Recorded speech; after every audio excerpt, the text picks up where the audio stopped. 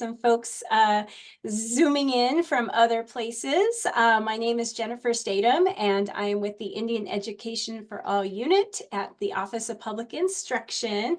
And this is our third Tuesdays event where we cover a different content area and look at Indian Education for All implementation. So we are really happy that you're here tonight. We have two amazing veteran teachers and former advocacy award recipients. And I am just delighted to introduce Kathi Hoyt and Ruth Ferris. And tonight we will be talking about fashion. And I just want to point out I'm wearing some John Isaiah Pepien, who is Blackfeet earrings, and I've got a Bethany Yellowtail headscarf on. So take it away, Ruth and Kathi. Awesome. Well, welcome everyone. We are so glad that you are here with us. And so many names that I see that are, familiar. Nice to put some faces to some names. Thank you, Gayla, being part of this and meeting with us. And yes, and I want to introduce Gayla too. I'm so sorry, Kathi, for the interruption. Okay. Yes, Gayla is our Family and Consumer Science Specialist at the Office of Public Instruction. Yeah, if you wanted just to quickly introduce yourself, Gayla. Sorry about that oversight. I was so excited about being here. That's perfectly fine. I am with OPI. I'm the Family and Consumer Science Program Specialist. I come with 20 years in the classroom, of which I taught fashion. And then as a state administrator, I'm in year 15 in my second state, and really believe in what we're going to learn about, which is embracing the artistic nature of fashion, depending, and it doesn't matter who you are or where your artistic inspiration comes from. It's valued, and there's a part to play in today's society for a number of reasons. But from the OPI aspect, we do have careers that are found in apparel and textiles. And what I do is oversee the high school programming in those areas, and then also work, to develop some partnerships with industry in the state and then also nationally to support and encourage that we embrace the artistic nature of our students in the area of textiles. So thank you so much for letting me be a part of this today.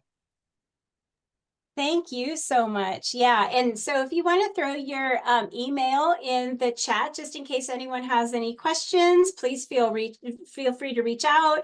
We're happy to lend you any support from the OPI that we can. So thank you all again for being here. And now, Kathi, take it away.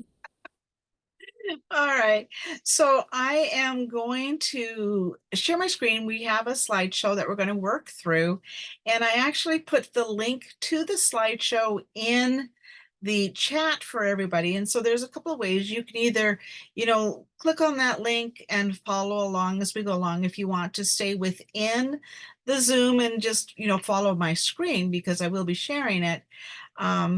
You can do either one. It's totally up to you. But the reason that I include the link is so that you guys have any of the links that we share, you will have those with you, and they are live links then. So you can come back, you can use this, you can take pieces of it, but it is available for you.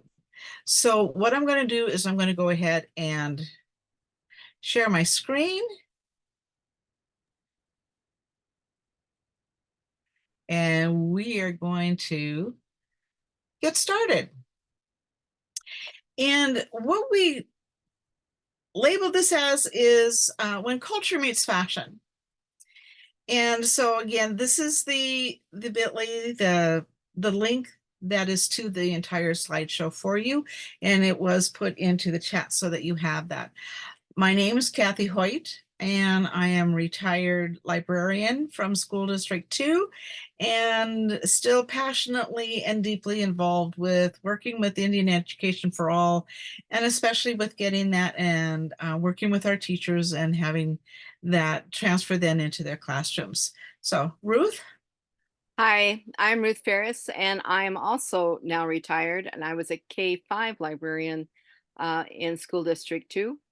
still working with Indian Ed for All in the state of Montana, and also with the TPS network that's part of the Library of Congress.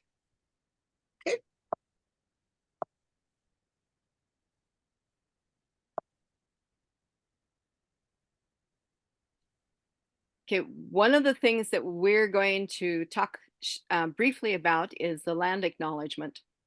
And at the bottom of your screen, you will see that there is a live link that will take you to a website that provides further details about what a land acknowledgement is and different ways you might include it in your own classroom. This land acknowledgement, we acknowledge and honor with respect the Indigenous nations on whose traditional homelands and whose historical and cultural relationships with the land continue to this day. Many Indigenous peoples thrive in this place, alive and strong. We're going to talk about 3 essential understandings that one, there is great diversity among the 12 sovereign tribes of Montana in their languages, cultures, histories, and governments. Each tribe has a distinct and unique cultural heritage that contributes to modern Montana. 2, just as there is great diversity among tribal nations, there is great diversity among individual American Indians as identity is developed, defined, and redefined by entities, organizations, and people. There is no generic American Indian. And you'll notice that the third one is bolded, and it's going to be our focus today.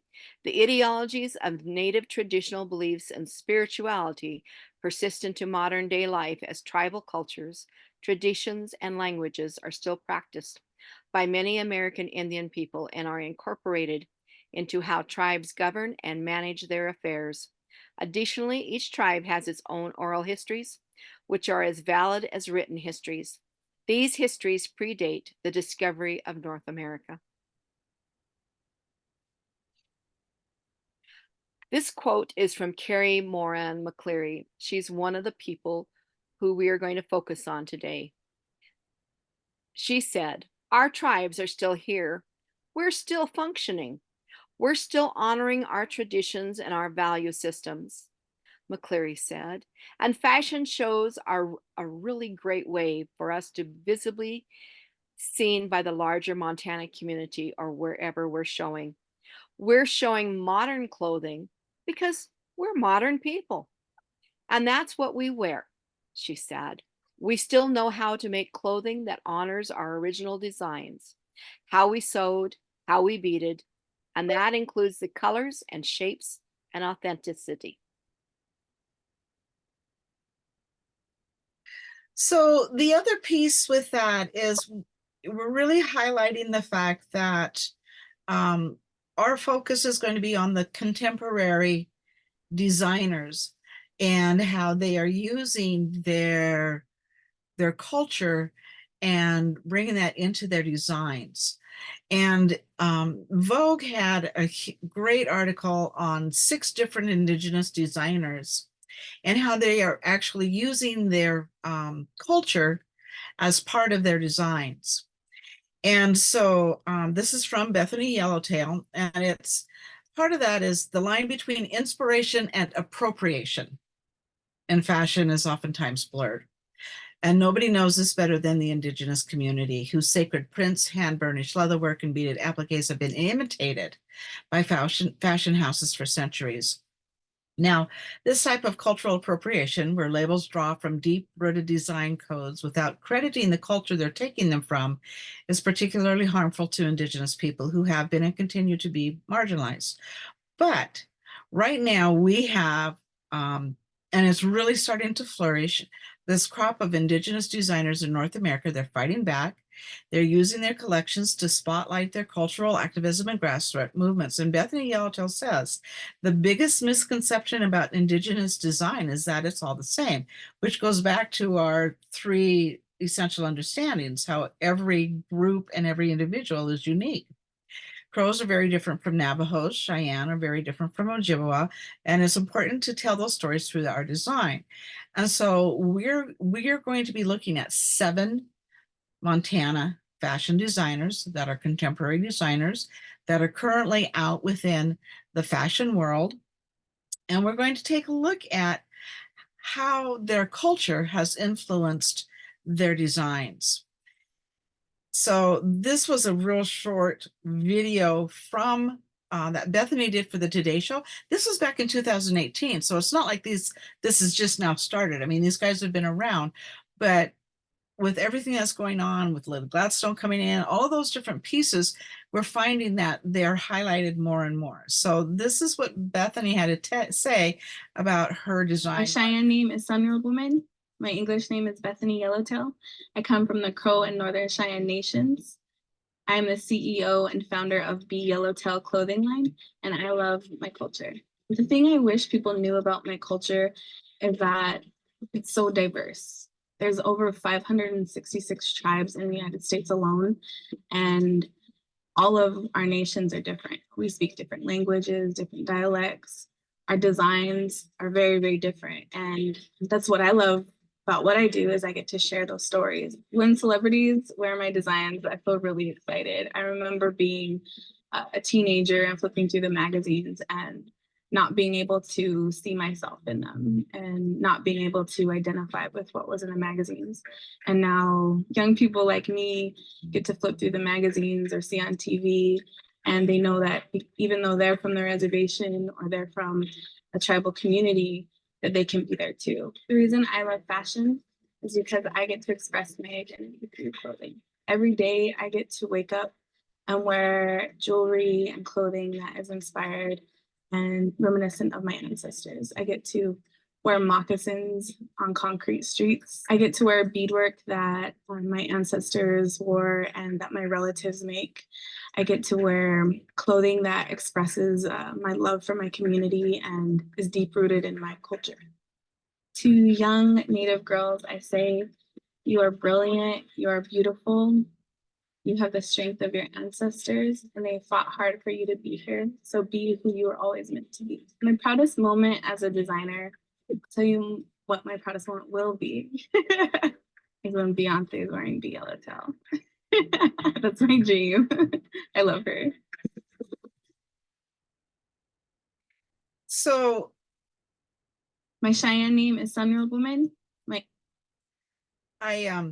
I put that in there because I think that it was important for us to be able to hear kind of why it's important for them to continue to bring about their culture as part of their designs and what it means to them as an individual, and how inspirational for young natives today to be able to see somebody like that who is, you know, putting it out there to where now when they go into those fashion magazines, they can see themselves. They can see themselves on the runways.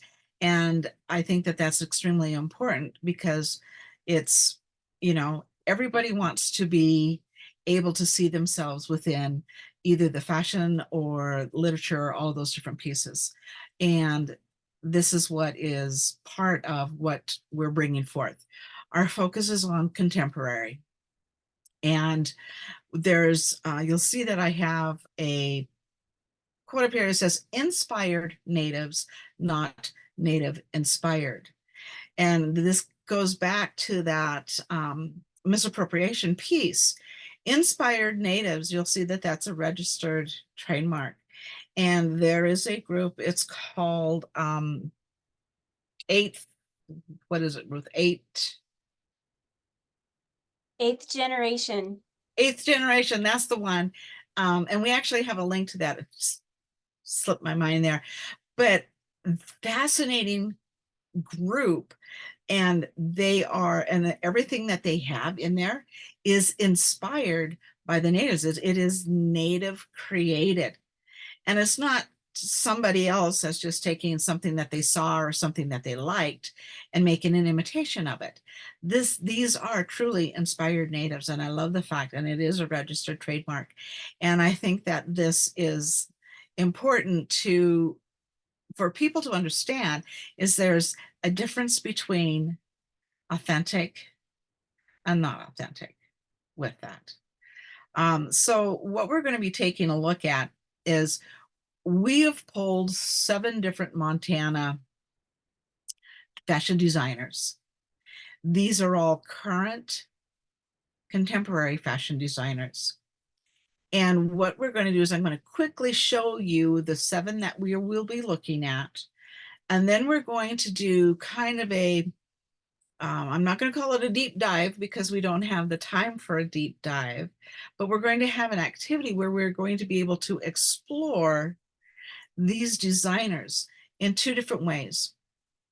One of them will be through their website, where they have their fashion and their designs and things that are available. But also with that, we have another part where we have found an article, like in this case, it's the Missoula Underground, but they're going to go in, they're going to actually talk to these designers, and they're going to talk about where they came from and why their culture is important to their craft and their designs. And so each one has 2 different pieces to it. So we'll take a look at Yolanda Oldworth. We will be looking at Della Big Hair Stump. Her designs are designs by Della. And I'm going to let you know that Della doesn't necessarily have a full website, but she is quite prolific on Facebook, on Instagram, and through all of those different pieces. Social media. So one of the pieces that we looked at, though, is, and kind of where she really shines, are the prom dresses that she designed. And so it comes into this where she makes these specific prom dresses and uses her beading. And I mean, they're beautiful, and who would not be proud to be able to wear a dress like that to the prom? And so she is also going to be one of our highlights. Rebecca Jarvie is also from Montana, and she kind of came about and has a line within the Nike shoe brands that focuses on native beadwork and design, which was fascinating. And so the Rebecca Jarvie, this is for her items. And then, of course, she has an article in the Business News. And the pieces that we found as far as the articles that we're taking a look at, all of these articles came from where they were interviewed and had the opportunity then to talk about what's important to them and how this kind of came about. Carrie McCleary, we saw her at the very beginning, where she talks about making sure that, that it's contemporary, because they're contemporary designers, they're contemporary people, they're here today and now. And this article, Fierce But Faceless, not only does Carrie have clothing, but she also has a very prolific, wonderful, they're called Fierce But Faceless dolls that she creates and sells. So we have Carrie that we will be looking at. Angela Howe Parrish, from Choke Cherry Creek Design, that is her business. We have About the Artist, and then, of course, to her website. And Angela Howe Parrish is the designer that Ruth and I kind of focused on last year at the best practices, because she had just been in New York Neem, you got, Yummy. we have great interviews with her and different pieces that came about with some connections that Ruth has back in New York, but about that time she was also invited to Paris. I mean, so, you know, it's not like these are just local fashion designers, guys. These are nationally known designers from here within Montana. And how important is that to be able to share that inspiration with our kids here in Montana? So we'll take a look at Chokecherry Creek and Angela Howe Parish. Then, of course, we have Elias Not Afraid. Great, beautiful beadwork. And he was kind of highlighted out of Nordstrom's, which is a big, I guess you could call him a box store, but Nordstrom, he has a fashion design for shoes, right, Ruth? Yes. Boots, yeah. That they carry through Nordstrom's. And he's becoming quite the proficient beadwork that he is selling. And of course, jewelry. Thank you, Jennifer, for wearing his earrings. And then, of course, we have Bethany Yellowtail, would be Yellowtail Designs, and we'll be, you know, being able to talk to her. This is an extension of, or in addition to, the little bit of the video that we saw before. And so this is how we're going to do this. I put each one of those artists in a Padlet, which will enable you Go on. to explore that particular designer. So you can get there either two ways. You can either click on this link if you are following me, or I mean, if you've opened up your own. And if not, Ruth, can you get this link into the chat? You can also click on that. But what it's going to do is it's going to take you out to Padlet. And within Padlet, you will see that I have each one of our designers. And these are like sticky notes. So this is like a bulletin board. Padlet works like a bulletin board. And each one of these is like a sticky note. And what this does is it will take you to the link. So when you click on, let's say we're going to take a look at Carrie, and it'll bring up this information. This is then a live link. You can take a look at her designs, but you can read about her. She is Little Shell Chippewa. She talks about her logo, how and why she likes to upcycle, which was kind of interesting because she comes from a very large family. There's one of her dolls. The other, whoops, sorry about that.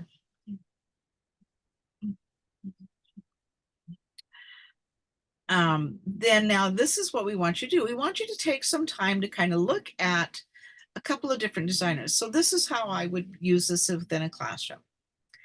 I would ask my students and I would say, okay, I need to have 2 sticky notes from each person. I would like to have you investigate 2 different designers. And I want you to find out first, what's their tribal affiliation? Okay. And this, I want you to put a sticky note that talks about their tribal affiliation culture. And then I want you to do a different sticky note about something else that you learned. Maybe it's about what particular types of designs do they do? Is it highlighted in comfort clothing, workout clothing? Is it beading? Where is this, you know, like for Della, I would definitely highlight and talk about the prom dresses that she did. So you can ask students to search for specific things that they can put in here. And then you would just simply ask them, okay, I want you to explore 2 different ones. So I'm going to make you kind of a student right now. Hopefully you're within the Padlet. In order to create a sticky note, because I put these in here, But in order for you to create a sticky note, there's a big red plus down here in the bottom right-hand corner. And when you click on that big red plus, it comes up and it says, what's your subject? So let's say that I am going to say tribal affiliation. And then I'm going to write, let's say Angela Parrish is from the Crow tribe. That's what I found out during my investigation, right? I'm going to publish that. You'll see how it came up kind of beside it. I want you to be able to, oops, sorry about that. I should be able to, it's still gonna let me move it. Oh, I'll change that. I'll change it so that you guys can actually move them around. Otherwise, it's just going to keep going into that timeline effect. And so, but I want you to do some investigating. So while you're in here, go ahead and do some of that investigating. And what I'm going to do is I'm going to go in and I'm going to change that so that you can actually move it to where you want to put it.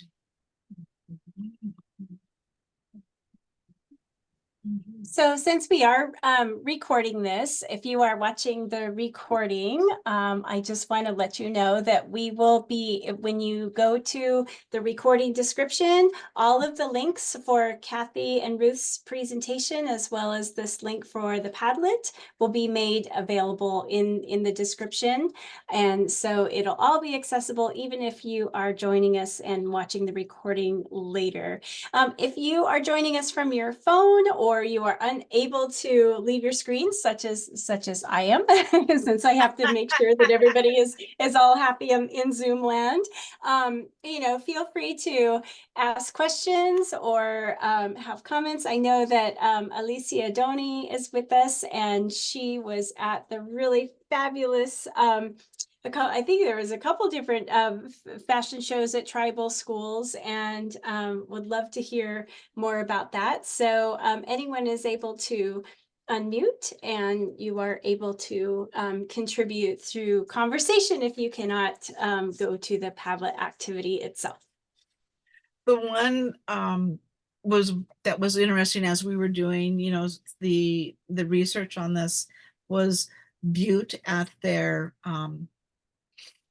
their cultural days this summer specifically had a Native American designer fashion show. And so that's one of our extended readings that you can do with that, because they talk to all of them. And it was really fascinating to read that, and how excited they were to have that as part of their cultural days with that this summer. So I'm hoping that you guys can get this to work. If you want to, I believe the other thing that you can do is simply double click twice on the screen and add a note. So once we have a couple of notes and you kind of get an idea of how that works, are we doing okay or not with that? Because I wanted to give you just a couple of minutes to do some exploring. These guys are fascinating. And they're not only fascinating, but they're passionate about what they do.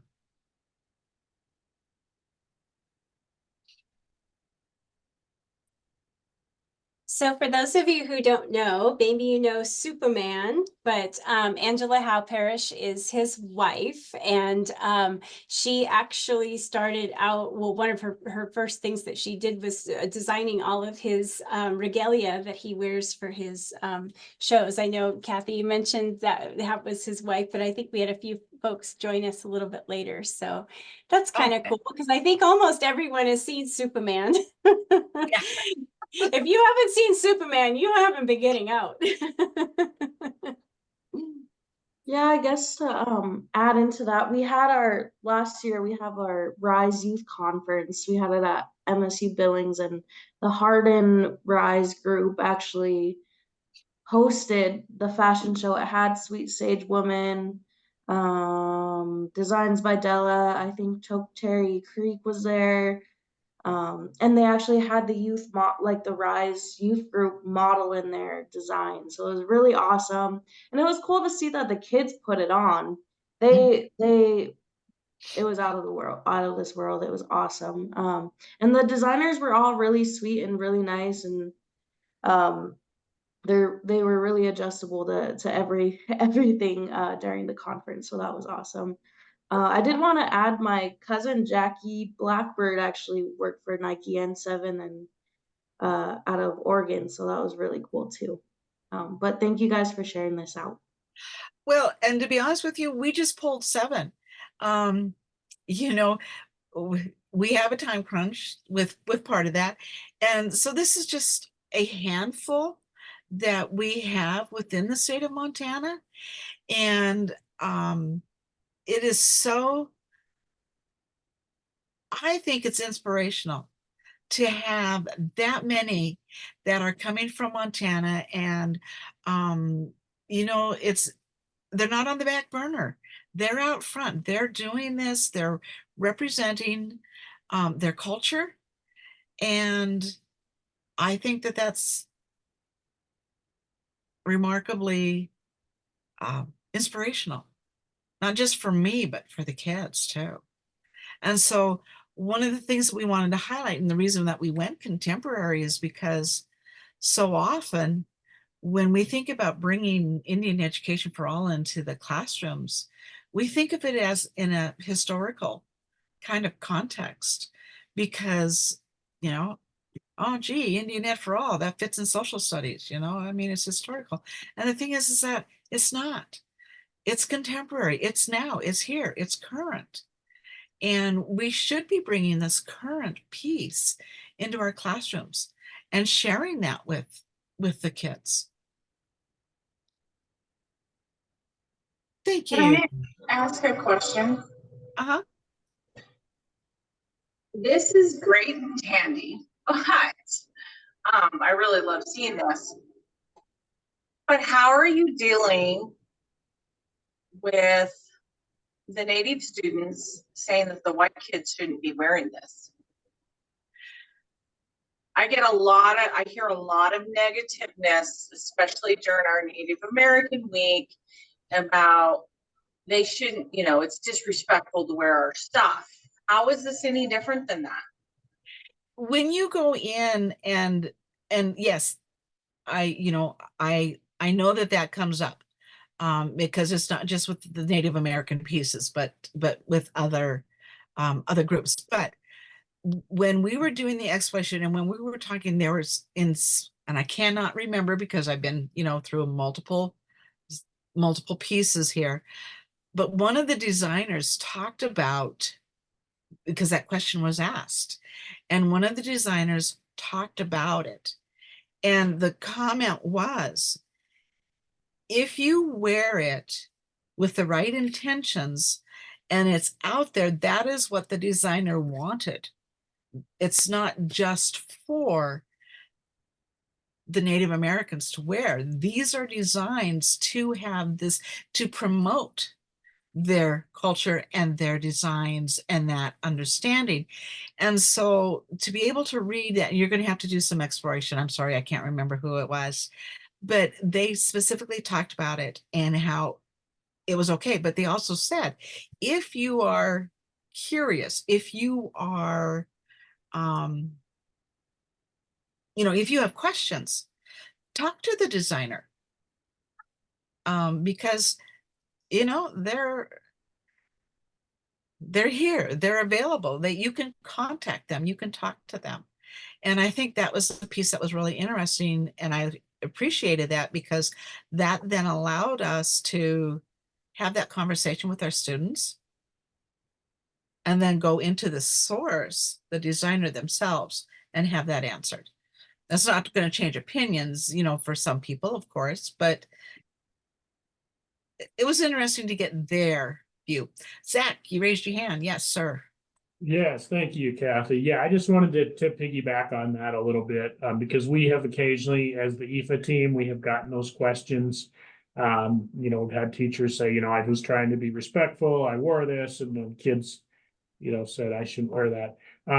You know, I think highlighting that it's tribally specific, that you're celebrating a very specific tribal artist, and that their, you know, their fashion brings their culture into it. I think some of what you've experienced comes from that cultural appropriation that happens, and sometimes students don't necessarily they have a built-in defense mechanism because, you know, they've had that experience, and so even when it is authentic and tribally specific, that defense mechanism kicks in.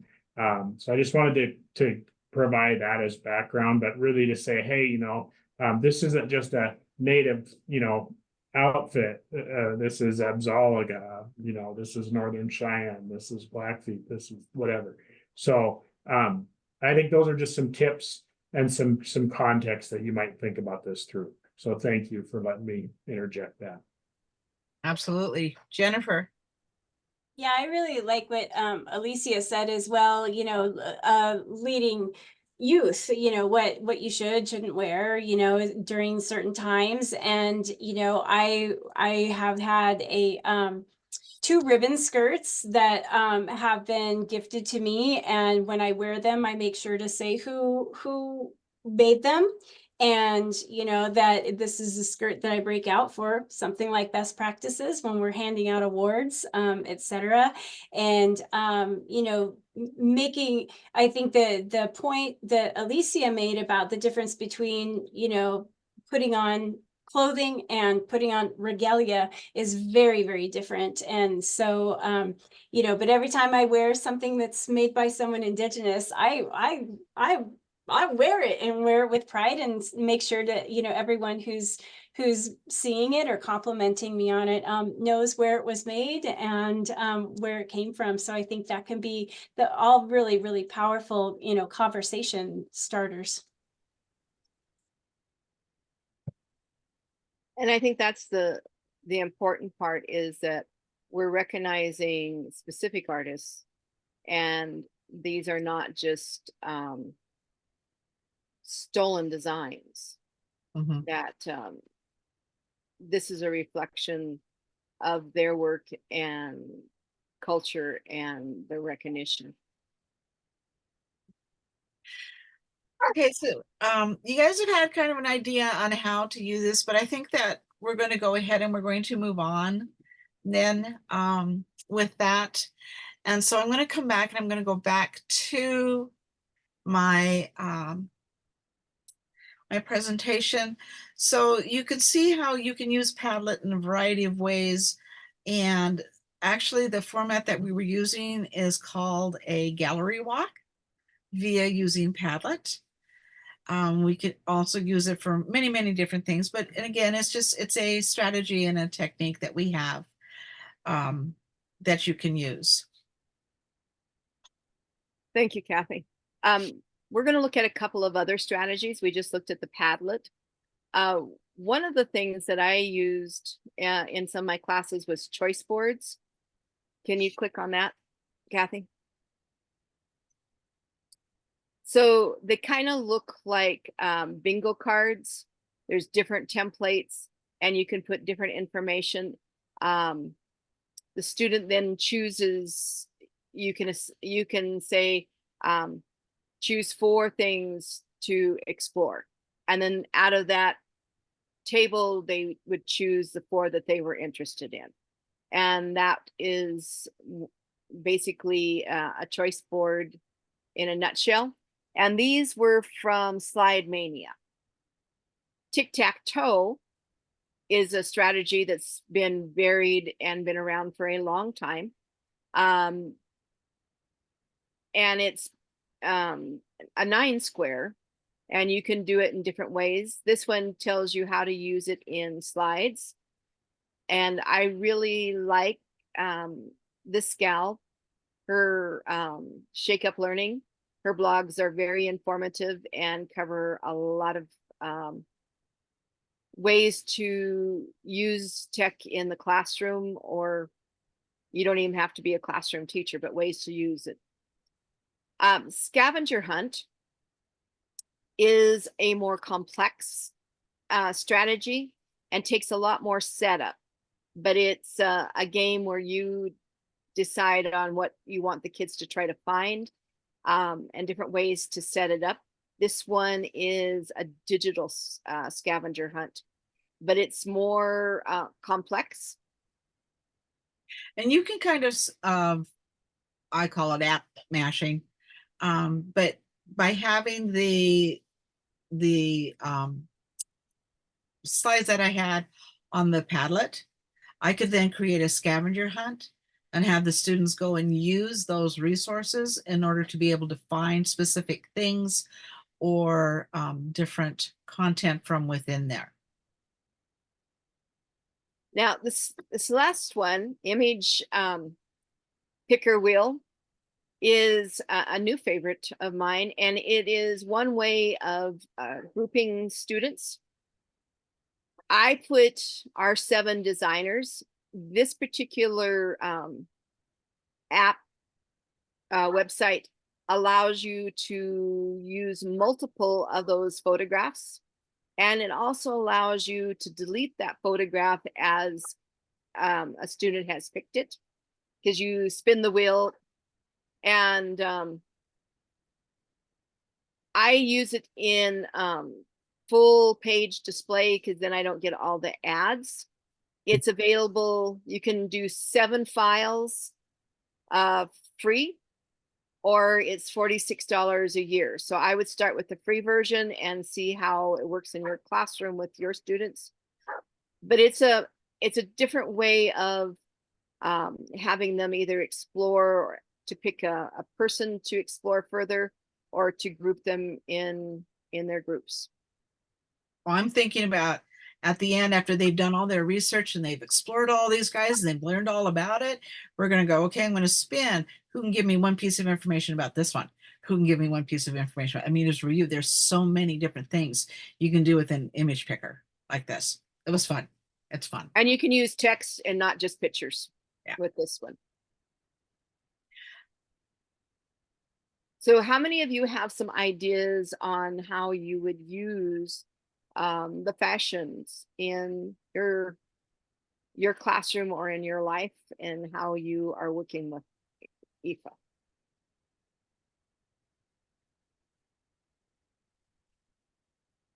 You can put it in the chat, or you can share it verbally.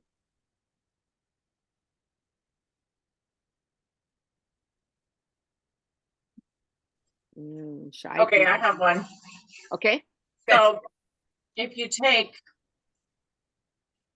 I wouldn't do it Native American week. I'd wait till Native American month, because it's chaos. It's also usually homecoming. Anyways, but if you took one a month and had, a little something on them once a week, and then for them to research, might be a really good way to spread it out over the school year. Oh, what an excellent idea. Earlier, Mary asked if there was a database for national fashion designers across the nation, and there is not. A friend had made the same comment to me, that maybe we wanted to start that. That seems huge to me. But I could see putting together a Google form, and people could add information about people in their own communities or states. But there is not a national database. Yeah, and I apologize for my dog. Sorry about that. Can you just take these and kind of, don't do them right out of the gate for like August and September, but start in October, and it covers November, which you need, and then continue on. You'd be done in March unless you find more, and it gives you that history element, the Native American element, so it all fits into the curriculum the way it's supposed to. Right, I and think it's, those are great ideas. and it's a great way to make sure that that IEFA piece is not necessarily just a 1 week or 1 month piece, that it's throughout the year and brought in at all times. Jennifer?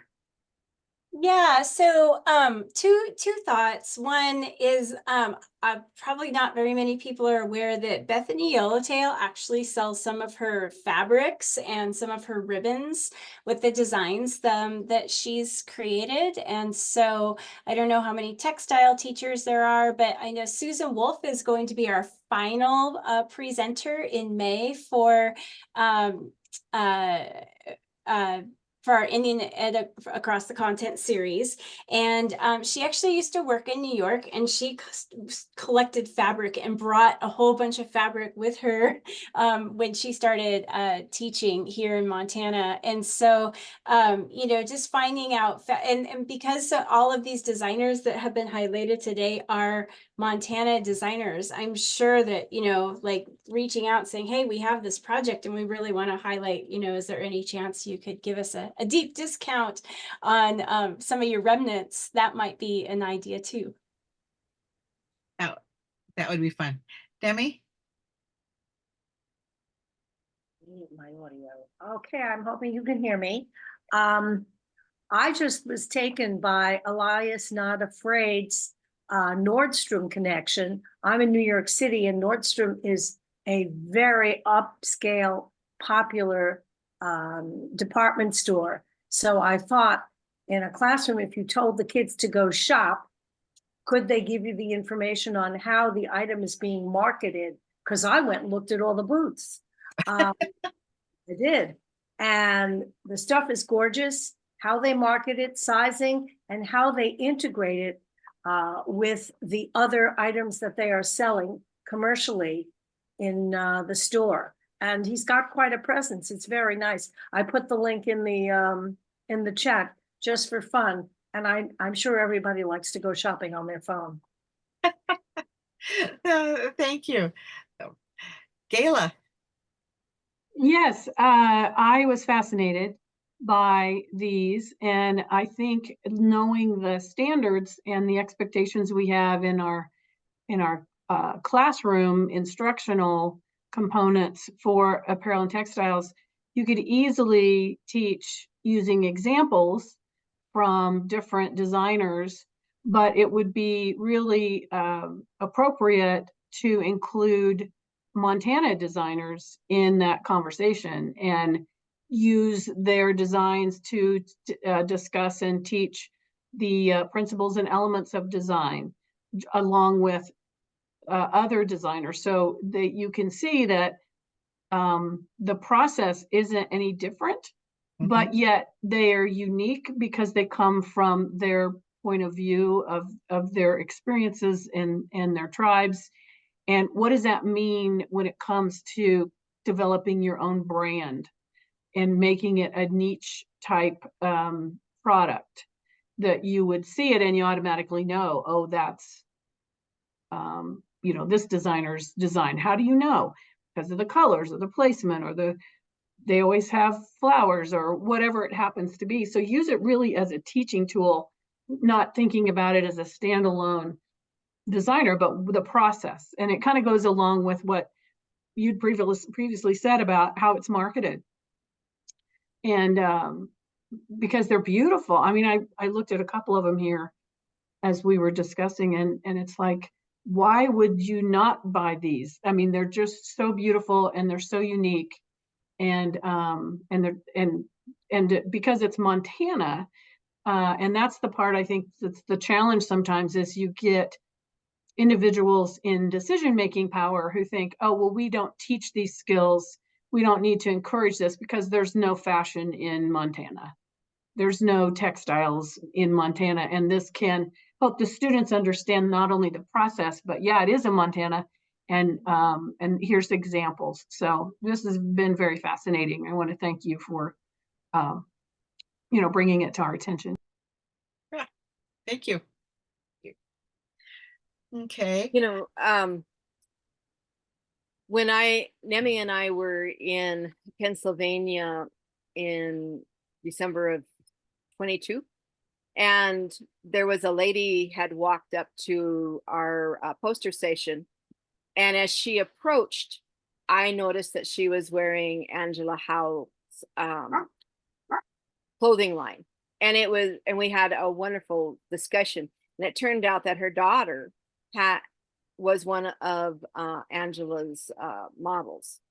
So once you're familiar with the different clothing lines of the different designers, it's really easy to pick out when somebody's wearing that designer's clothing, because they have a very distinctive elements to it. Okay.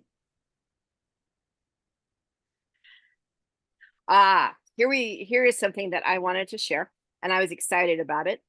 OPI has created posters for 3 different years, and we have provided the link to go to the digital part to see those posters.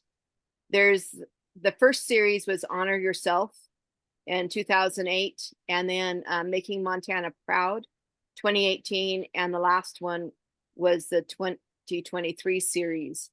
These are all contemporary Montana Native Americans in many different fields.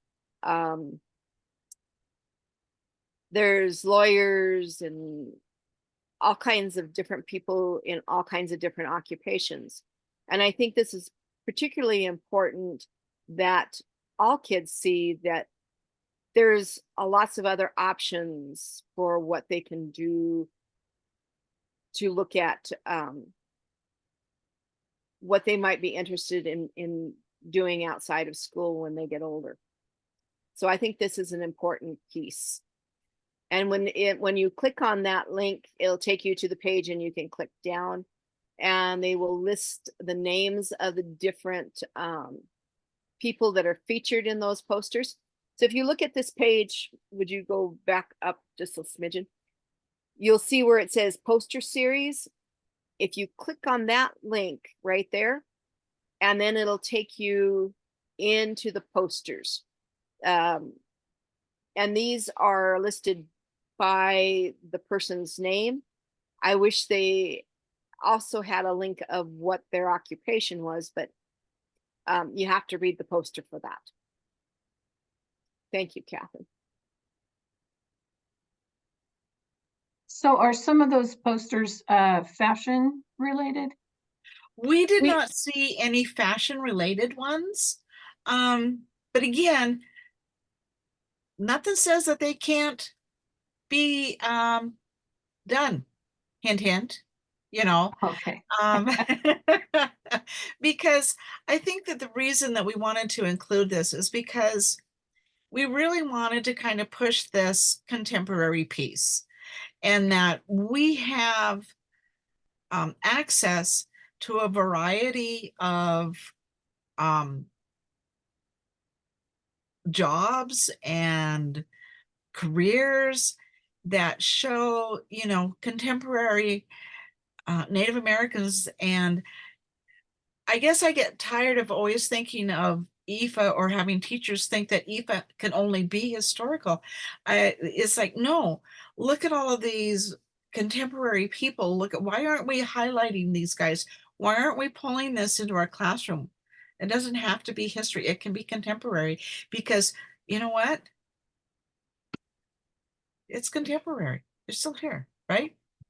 So I think that was where we really kind of pushed this contemporary piece instead of tying it simply to the traditional. The other thing that you might consider is collaborating with one of the art teachers on how you would create a poster that focused on one of the designers, and having the kids create a series of posters. Fun. So I'm got my FCS specialist hat on right now, and Deanna is one of my teachers out in the field, and I could easily see the teachers assigning students in order to, make a series, for example, that could potentially be utilized by Montana. It could even be a contest, if you will, if that was something that our group at OPI, our entity at OPI might want to encourage. But do we have authorization to use their likeness in that way? I know brands are very cautious of use of their brand by image, especially the designers have some very strong requirements or permissions that need to be obtained. So what type of those things might we want to think about? And you don't have to necessarily answer it here, but note that I would be curious and probably need to provide some guidance for the teachers to know, what the process is to be able to do posters, for instance, or it's because the poster is something printed. If it was a presentation they were giving in an educational way, like a PowerPoint or something like that, that's not printed. That's used for an educational purpose, and then it's no longer used any longer. But a poster is something that could potentially be printed, and I think there might be some not privacy, but some rights related to that. So any guidance in the future, I think I would very much like to know that. Deanna, And do you that's want why you have to work with the designers at that point, because you do have to have their permission. And so, like within the school, within the educational field, where you're not going to make mass produce and hand them out to everybody, that's very, very different than OPI creating a poster set that goes out to all of the schools. A poster set that goes out to all the schools, that has to have the individual's permissions and cooperation and work with that they work through. To have students create something to show, that's within that educational field.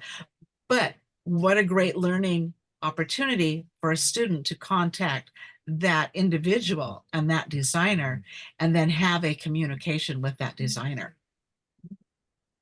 Kayla, I think it would be really easy to incorporate it next year. This year, right now, I mainly have sped students, so for the remainder of the year for that course. But why don't we try it in the fall when I have a bigger class, and then maybe I can share what they create with this group if you'd like to see it. I could probably get 2 of them right now to do it. The other one, though, it won't work for that person. Thank you, Deanna. Well, we are in our last 2 minutes, so let me just jump in really quickly here. We would, even if you're not seeking professional development renewal units, we would love to have your feedback on any of our webinars of this series. And again, if you're watching this recording, please look for a resources folder. I'll make sure to have all of the links of everything that we talked about and everything that you couldn't see in the chat for you. And if anyone has any questions, please don't hesitate to reach out. And Gayla, I would absolutely love to chat with you about a fashion poster series to put out there someday. And as far as